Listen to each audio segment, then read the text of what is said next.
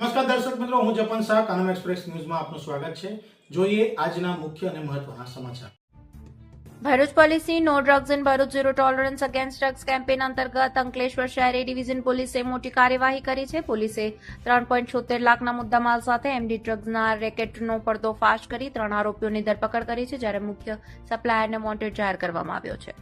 Bharuch police અધિક્ષક અક્ષયરાજના માર્ગદર્શન હેઠળ તેમજ નાયબ પોલીસ અધિક્ષક ડોક્ટર કુશલ ઓઝા અને પોલીસ ઇન્સ્પેક્ટર પીજી ચાવડાની સૂચના હેઠળ એ ડિવિઝનની સર્વેલન્સ ટીમ પેટ્રોલિંગમાં હતી ત્યારે બાતમી મળી હતી કે એક સિલ્વર રંગની સુઝુકી સિયાઝ કારમાં એમડી ડ્રગ્સ લઈને અંકલેશ્વર તરફ જઈ રહ્યા છે.